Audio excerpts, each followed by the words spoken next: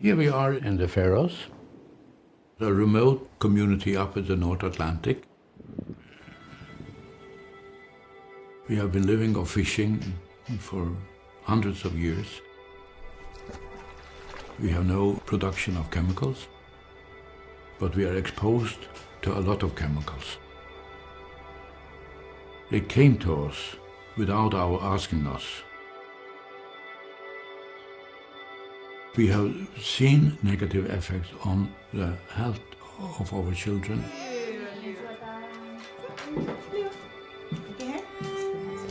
We want to see their development because we have always been a bit suspicious if these substances can have any impact on the endocrine system. This is a price to pay for what the international society have done without thinking about the consequences of just releasing new substances. What we have seen here in the Faroes is that this is part of an absolutely global contamination that may have started in the 1960s without us being aware of it. The PFAS is everywhere. PFAS have contaminated our food supply, and PFAS can also accumulate in soils, in sediments. There are chemists who have sampled rainwater on the Antarctica and in the Himalayas. What do they find in the rainwater? PFAS. It's all over. They don't just stay in the environment, in our water, in our soil, but they get into living things, and they stay in us. It's like a ticking time bomb in the body as this stuff is building up and coating all of our organs and staying there year after year. We have analyzed thousands and thousands of human blood samples. We never met one that did not contain PFAS. We have all paid a high price due to large corporations carelessly dumping known toxic chemicals. Through no fault of my own, I was exposed to these toxic chemicals, and as a result, I will die with this cancer. We've all been used as guinea pigs for the last 70 to 80 years. We weren't told we were being exposed, even though the companies knew that these things, if we put them into these products, they will get into people. They will get into people's blood. But they did it anyway.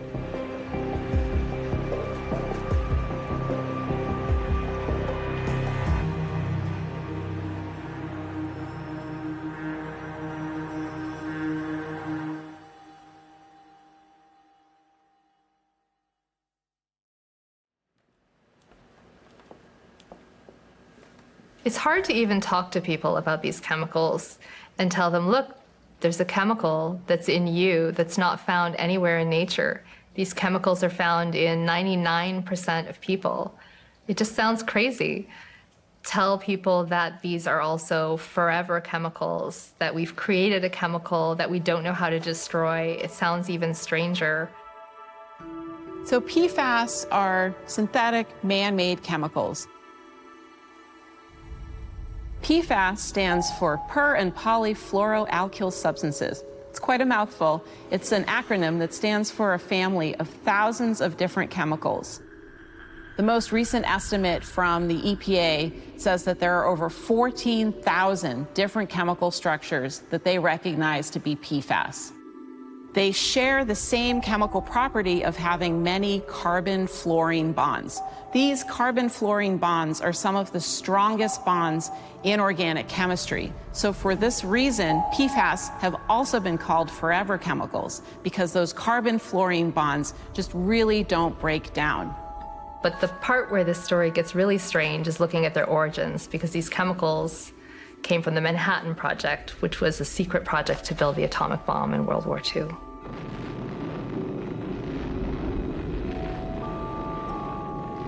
So after the war, companies began experimenting with these chemicals.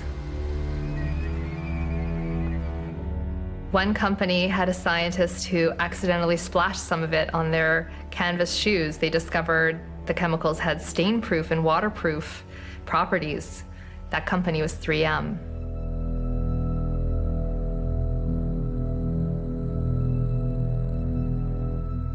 Because of their unique chemical properties, they're added to products to make them non-stick, grease-proof, stain-proof, and water-resistant. You know who's going to win this contest. Teflon is so much easier to clean than stainless steel or uncoated aluminum. These chemicals went into some of these companies' most famous products, like 3M's Scotchgard and DuPont's Teflon. These chemicals were really at the dawn of what we think of as the era of better living through chemistry, and they sort of epitomize this attitude of consumers and companies that everything we do could become more convenient. On virtually any fabric. Use Scotchgard fabric protector and let your cup runneth over. And consumers are still really enjoying the fruits of this era. When you look around you, there are so many things that are stain-proof or waterproof, like pizza boxes that are grease-resistant or microwave popcorn bags. They're in industrial applications like plastics, semiconductors. They may even be used in solar panels and wind turbines. They're in a lot of products that it's not even clear why they're there, like toilet paper or dental floss. But as time has gone on and more scientific research into them has progressed, we've realized that they also have a downside.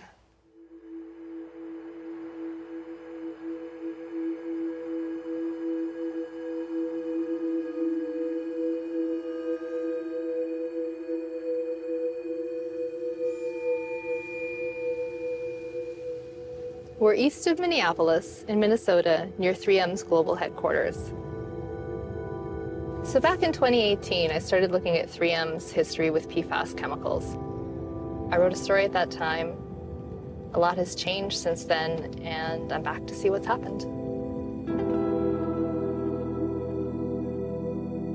In 3M's hometown in Cottage Grove, Minnesota, and in these surrounding areas of Oakdale and Lake Elmo, the company had been dumping these chemicals since the 1960s.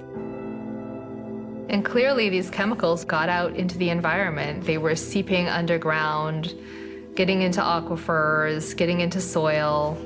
And that's really the beginning of this gigantic plume that was later documented around the 3M site in Cottage Grove. The pollution has caused concern among the people who live in the area. There are troubling statistics about childhood cancer, which is thought to be more connected to environmental contaminants.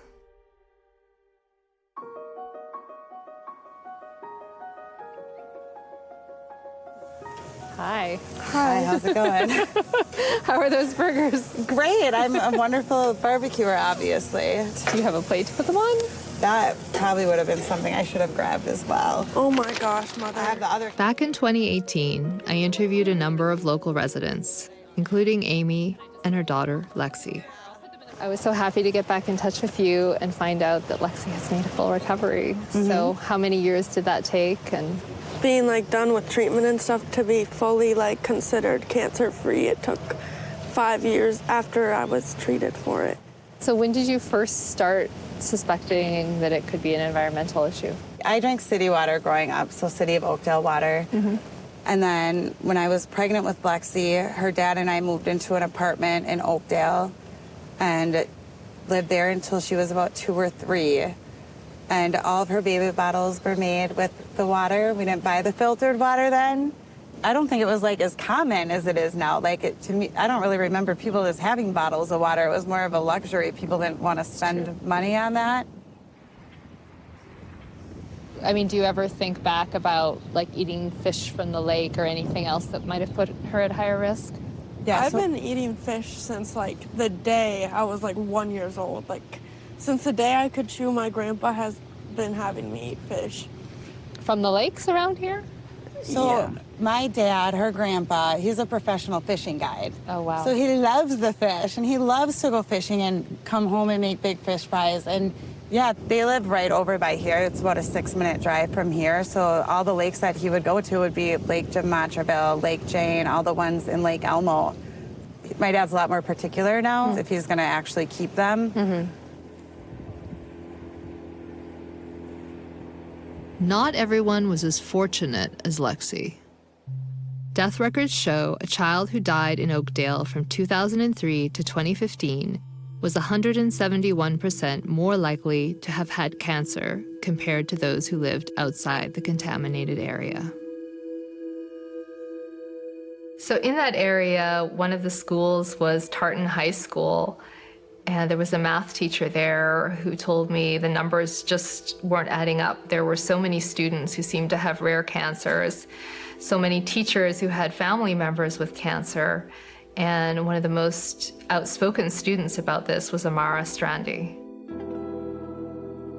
I'm 20 years old, and at the age of 15, I was diagnosed with stage 4 fibrolamellar hepatocellular carcinoma. I've had over 20 surgeries, including 2 liver resections and 1 open chest surgery. There are no more treatments to try, no roadmap, and no plan.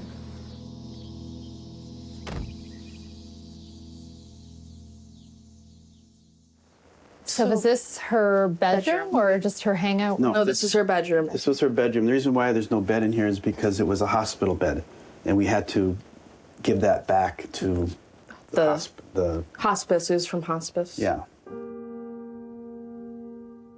Amara was diagnosed with cancer at age 15, and she died just 2 days before her 21st birthday in April of 2023. What she's most proud of is Her music studio. her music studio. Wow, how many different instruments does she have in here? I see a violin. There's your ukulele, her mandolin. There might be a harmonica or kazoo somewhere in there. Her first love was music. She was a composer. She had written songs. Her dream of a career was to write music, compose music for either computer games or maybe even film scores. And she could keep composing even while she was sick? She was composing up until just a few days before she died.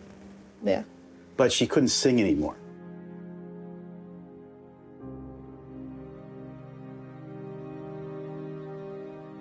They removed this large mass that had grown into the fibers of her liver, of the fibrolamellar variety of liver cancer. Fibrolamellar hepatocellular carcinoma is a cancer that is found in 1 in 5 million people. It's very rare. Did any doctors along the way say they thought there might be an environmental cause for the cancer or suggest any lifestyle changes? That was not their concern. Their concern was to deal with the cancer as they understood it. It wasn't until much later, and Amara started inquiring about how possibly could this happen to her.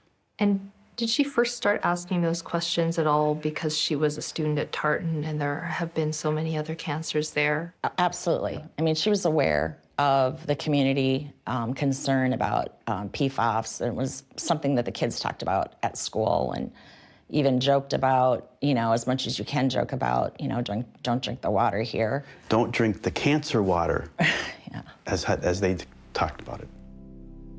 She knew kids whose parents had cancer. And then she knew kids whose siblings had cancer. She wanted to know, why doesn't anyone know about this? And why aren't people asking questions?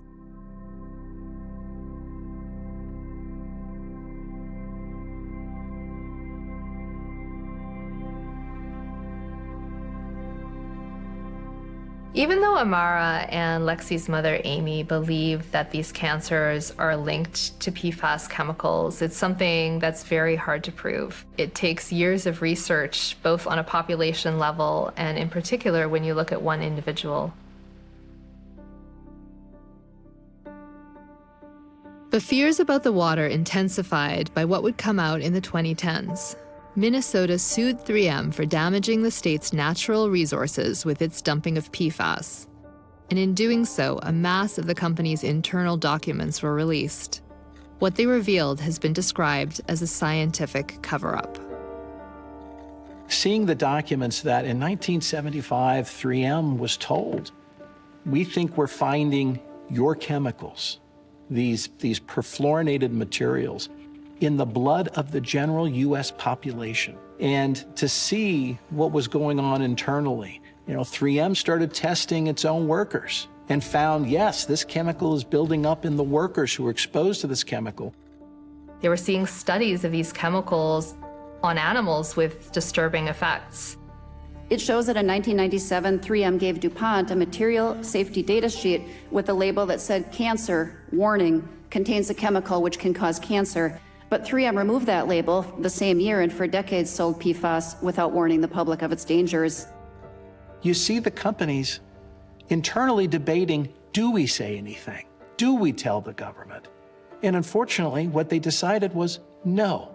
Some of 3M's documents even showed that there had been a sort of whistleblower inside the company named Richard Purdy, who had said the company wasn't telling its customers about the risks of these chemicals, and he resigned. He referred to 3M's PFOS, or PFOS, as the most insidious pollutant since PCBs.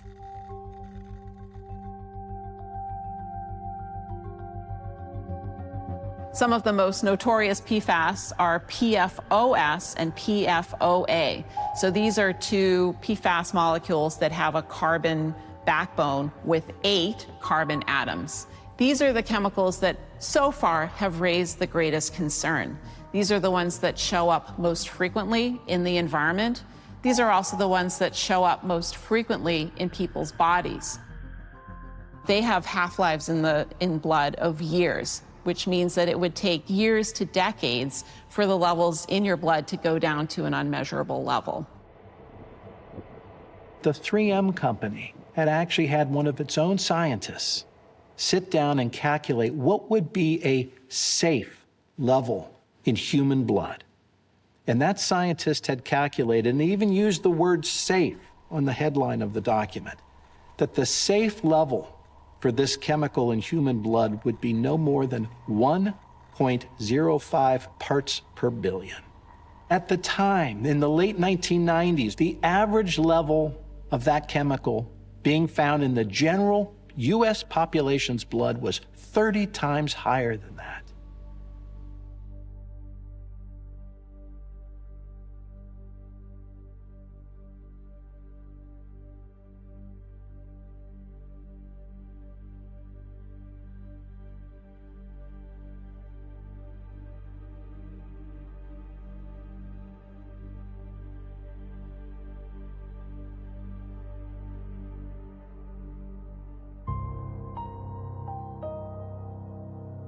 In 2018, 3M settled, but there was no admission that it had done anything wrong, that there had been a scientific cover-up, or what the real risk of these chemicals was. 3M will pay $850 million to settle claims it contaminated water in Minnesota for decades. It's hard to talk about in our community because, like, everyone loves 3M, right? There's not a person I know personally from 3M who isn't a stellar individual. I feel torn inside myself, but I am really angry at whoever, at whatever level, did what they did, especially after they knew the chemicals were dangerous, and they kept doing it. So no one even knew what these chemicals were until this lawyer from Ohio came along. His name is Rob Bilott, and he took on the case of a farmer who had these cows downstream of a DuPont factory that were dying. It's unbelievable. That calf has died miserable. And so Rob Bilott's story is now told in the film Dark Waters, where he's played by Mark Ruffalo. DuPont is knowingly poisoning 70,000 local residents for the last 40 years. That's not what I was trained to do. That wasn't the kind of thing I was normally doing at the time. I was actually working with chemical companies and big corporate clients, helping them navigate all the federal, state, international laws, rules, regulations governing things going out into the environment. It was actually through that case that we took on back in 1998 that we first found out that these man-made chemicals we now call PFAS, forever chemicals, even existed. What we're seeing is not only are we finding all these potential human health impacts, but we're seeing them happening at lower and lower dose levels and exposure levels. We recently had the Federal Environmental Protection Agency come out and essentially say, if you can detect this, it's of health concern. The safety advisories keep getting lower and lower, from 70 parts per trillion for both PFOA and PFOS in drinking water in 2016. The EPA lowered it to just 4 parts per trillion each. That's less than a single drop in an Olympic-sized swimming pool. Each time those levels are lowered, it means that more people live in an area where contaminated water is thought to be a concern.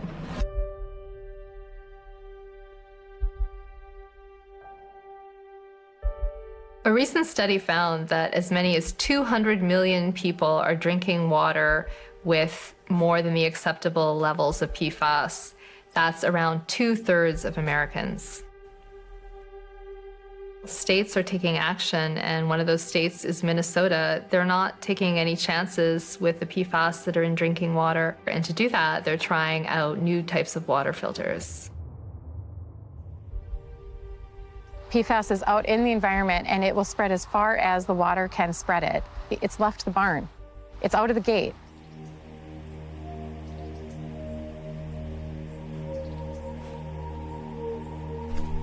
This waterway is carrying the PFAS right where the air meets the water, and these little bubbles are sort of signs that there might be PFAS in that water.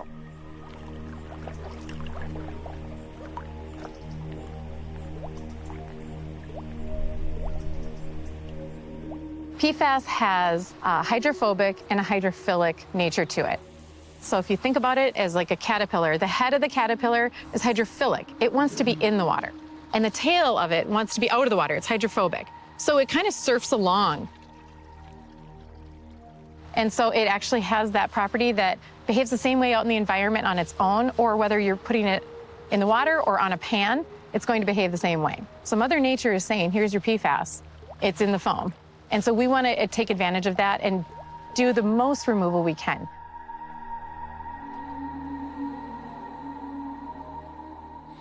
It's called the SAF. It's surface activated foam fractionation. We fill those full of contaminated water, and then we are able to physically remove the PFAS by foaming it, adding air into the system. And then we pull the PFAS off of that foam again, and that's where we get a small volume of very high concentrated PFAS containing liquid. Thus far, the test has shown us that we can remove roughly 92 to 98% of PFOA and PFAS. It could run at least at 60,000 gallons of water treatment per day. And this is just one small system. So this is effectively the test to see whether we can scale this up to very large volumes. And can we apply this in a permanent location to reduce the PFAS in the environment altogether? It's not just 3M or DuPont who are responsible for PFAS pollution. There's about a dozen companies that have produced PFAS around the world. Highly concentrated levels have been found in Europe, Japan, and Australia. It's become a multi-billion-dollar problem globally. Like the US, a lot of these sites are places where the chemicals are manufactured or sites where other companies use them. One of the most widespread sources are military bases and airports, where firefighting foams containing 3M's PFOS were sprayed right into the ground.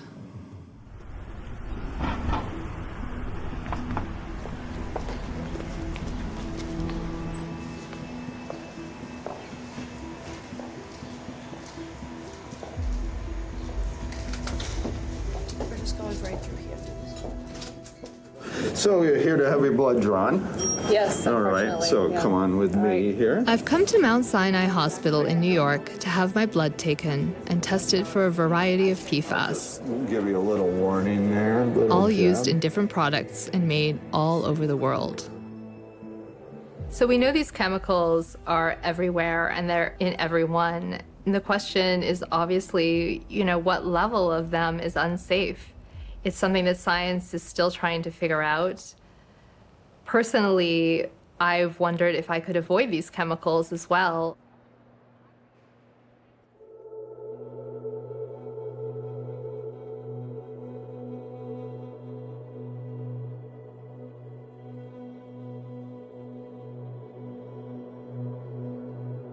PFAS, like a lot of other chemicals, can bioaccumulate, which means it sort of moves up the food chain and becomes more concentrated in predators and apex predators. And one of the places where a lot of the cutting-edge research is being done is, surprisingly, the Faroe Islands.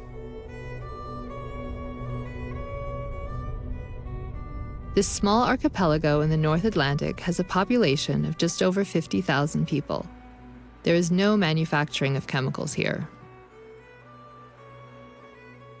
There's this quirk of local culture that people have eaten whale meat for generations, and whale meat can have very highly concentrated levels of chemicals in it. Pilot whales as a kind of a gift from nature, because over centuries we have harvested them in hundreds and around 1,000 per year. They were seen as really a gift from almost from heaven. I went out to the public saying that pregnant women, especially a woman who intended to become pregnant, they should really be careful eating pilot whale meat. Dr. Pal Waihi and his team found mercury was getting into the local population from whale meat and other seafood. The scientists have studied the Faroese since the 1980s. Every so often, a new cohort of hundreds of children under 1 year old are added to the research. Their physical and mental development is examined all the way into adult life. Seems that she's hearing well with both ears. They're tested for things such as balance, reaction time, body composition, lung and heart function, even the antibodies in their blood. As the Faroese reduced their consumption of pilot whale, the scientists saw the levels of mercury in their blood lower over time. But unlike mercury, PFAS chemicals are in everything. In the Faroe Islands, people have stain-proof couches and waterproof jackets just like the rest of us. Even in people who had very low levels of the chemicals, the scientists started spotting things that really concerned them. What we saw surprised us very much. And we saw that the negative effect on the antibody formation was much higher in children exposed to PFAS than to PCB and other substances.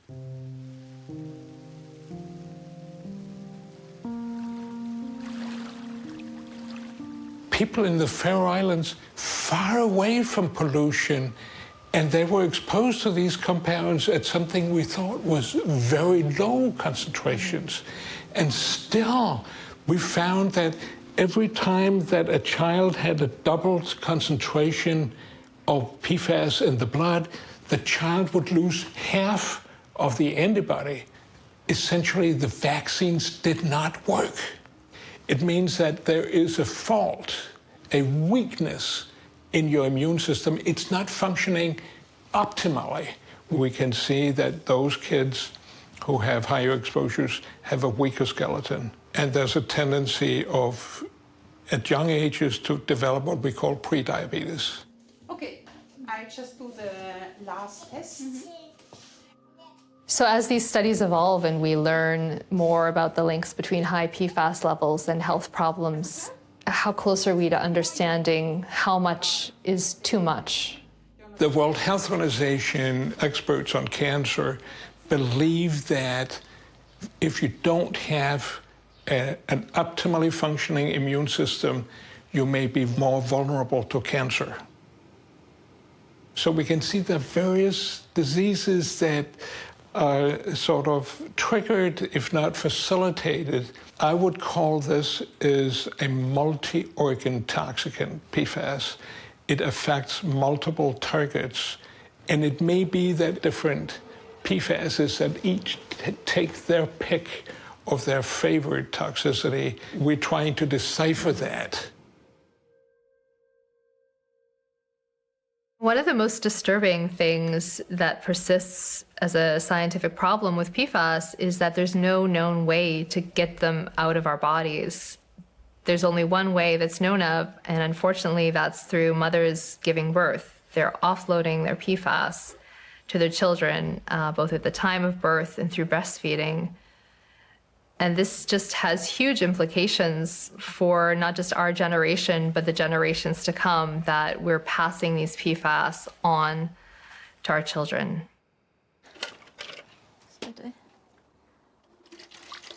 Elsa Helmsdale is both a scientist who studies PFAS, a person who has been through the cohorts, and a mother who's had to deal with PFAS on a very personal level. I thought a lot about it, and I decided to only breastfeed for 6 months, even though the recommendation is that you breastfeed for a year. Wow. Yeah. Did it feel strange to think about being sort of pre-polluted or sharing your pollution with your child? Yeah, it did. And also because I didn't know my own levels, and you actually give a lot of the contaminants, in this case the PFAS, to children, so their levels go really high and your levels drop as a consequence of breastfeeding. I didn't think about it that much when I was tested myself, but I do think about it a lot when it comes to my kids.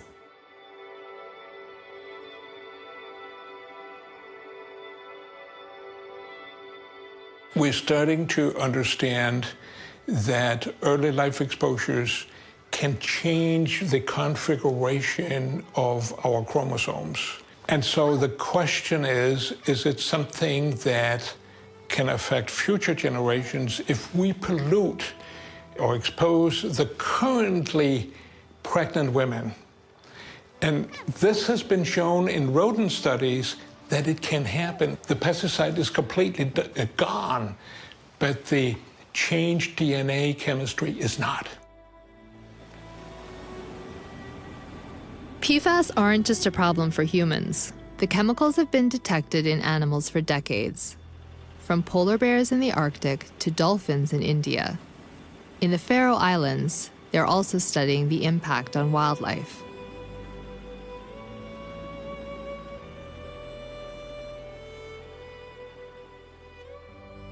Ornithologist Sherder Hammer is looking at their effects, both on seabirds and to ecosystems as a whole. We're fairly confident that the PFAS that we're finding in seabirds, for the most part, comes from their diet. There's important research done quite recently on how pollutants have a negative impact on top predators in particular, where you see high concentrations, and that has a knock-on effect on their, it could be parasite load, but it could also be their likelihood to catch infections or to survive a pandemic like avian influenza. So if we were to lose an apex predator like the great skua, what are the consequences ecologically? Ecologically, top predators are so very important in stabilizing the ecosystem.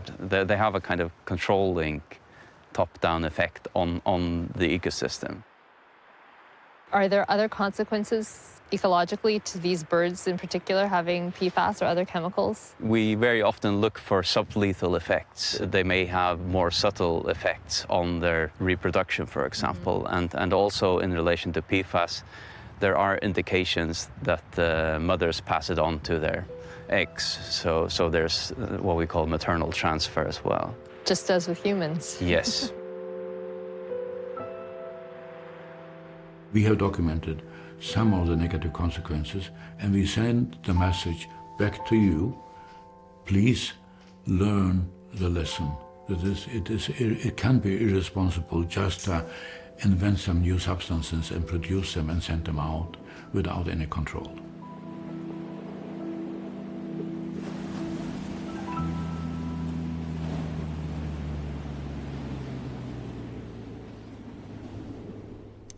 As more has been learned about the health hazards of these chemicals, regulation of PFAS has really picked up. It's forcing a reckoning for the chemical companies. They're seeing settlements from lawsuits that are amounting to tens of billions of dollars.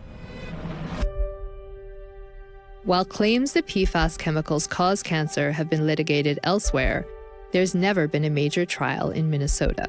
Skeptics say the state's drinking water contains other contaminants, but many people living in areas with high levels of PFAS still question 3M's role. Even since the 2018 settlement, Minnesota is still working out how to deal with PFAS. The PFAS legislation that we have, this year we named it the Amara Law. It will ban non-essential use. It will require labeling of any product that has PFAS in it. These manufacturers were coming forward wanting to be considered essential. So that's how we found out there were all these products that had PFAS in them because they wanted to be on the essential list. We didn't know how extensive PFAS chemicals were in different products. We kept learning more and more every day of the thousands of products that contained these chemicals. And at the same time, how would any of us know? It's not listed on ingredients, it's not listed on what is used to make this particular shampoo or this particular dental floss. We need stricter regulations on the use of PFAS chemicals and more research to be done on the long-term effects of exposure. We also need more education for the public about the dangers of these chemicals so that people can make informed choices about the products they use. Her voice in the legislature was a voice for the community. They saw her as she was getting weaker. I saw her as getting clearer, in many ways stronger than she'd ever been.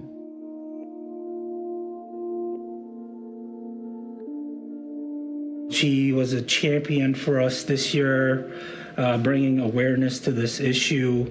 Unfortunately, she passed away, I think it was 3 days before we had the bill on the floor for the first time. All Amara was asking for in the testifying at the Capitol was for companies who are using these chemicals do the right thing and take responsibility for their use. Her life doesn't seem over to me because she put so much in motion, and those things are still in motion. And so there's no over for me yet.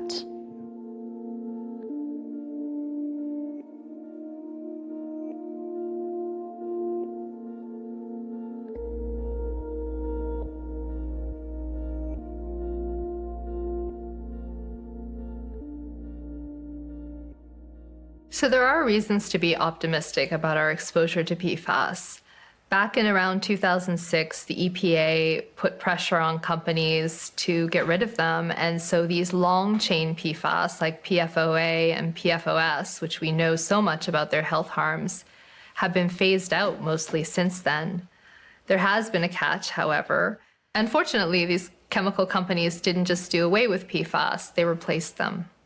One of the most studied and the most known is a chemical that was made by DuPont and its spin-off Chemours for Teflon. Instead of making C8, they started making C6, something we now call Gen X. They renamed it. Now Gen X is being found in drinking water supplies. And what did we see? Gen X caused the exact same 3 tumors in rats that PFOA, the C8, did. Exactly the same. Liver, testicular, pancreatic.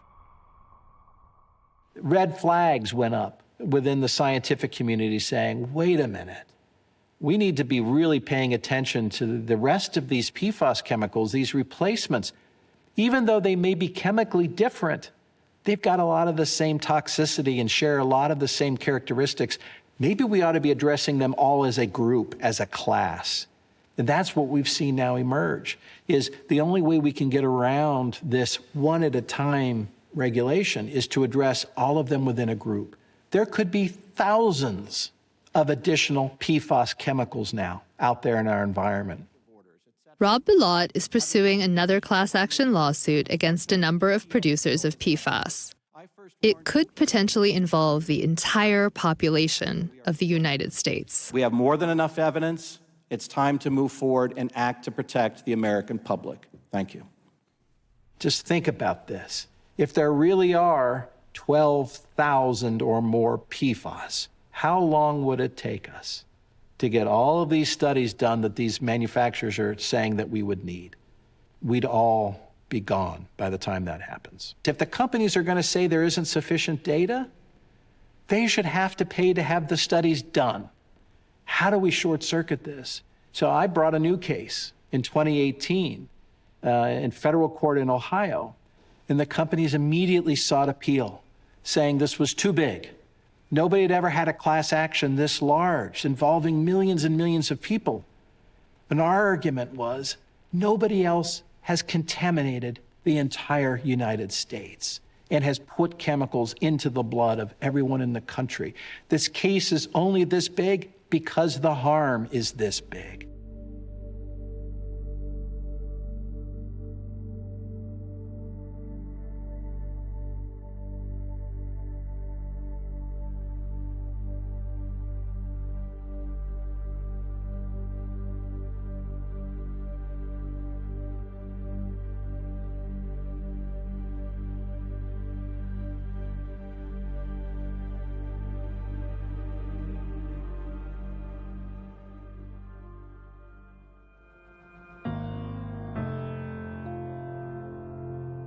So I always knew that I would have PFAS in my blood. Like everyone, I've been exposed to them. I was hopeful that they would be slightly lower than average, given I've known for years where these chemicals are, and I live in an area that does not have high PFAS levels in the water.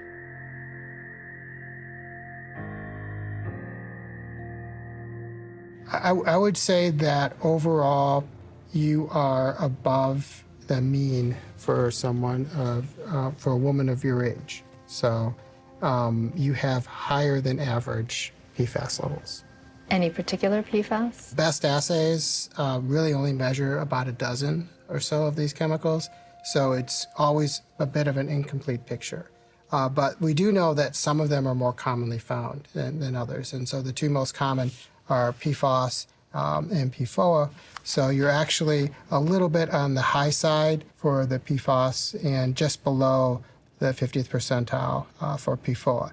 These risks are relatively low. I don't think you should rush out and get yourself tested, but the next time you see your physician for your annual checkup, you may ask for a liver function test, you may ask for a thyroid function test.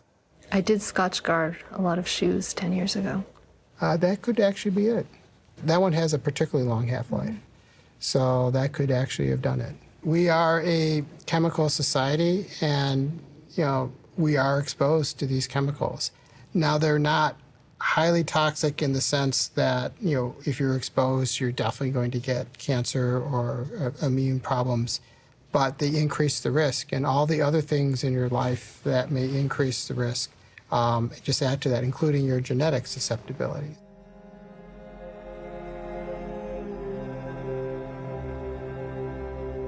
Knowing that my PFAS levels were high sort of shows that we can't avoid these chemicals, even if we try to make very educated choices as consumers. It raises an issue that I've talked about with people in the human rights space who say our right to be born without pollution should be a human rights issue. Thankfully, there are a growing number of scientists and private companies looking for solutions. Some have even had success in breaking down PFAS's forever bonds. But realistically, these solutions are a long way off and will cost a lot of money.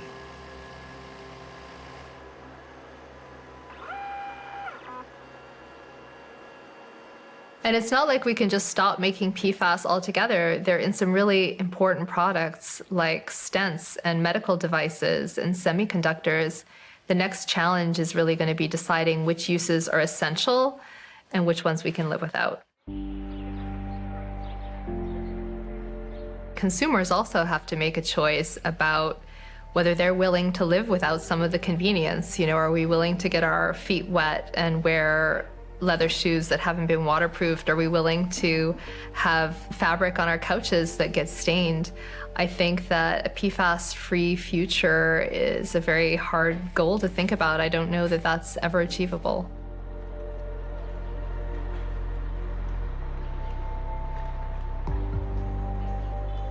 Unfortunately, people can't really make informed decisions about PFAS because of the corporate secrecy that's surrounded them for decades. Scientists often say if they'd seen some of these companies' internal documents decades ago, the world would be much further along in understanding PFAS.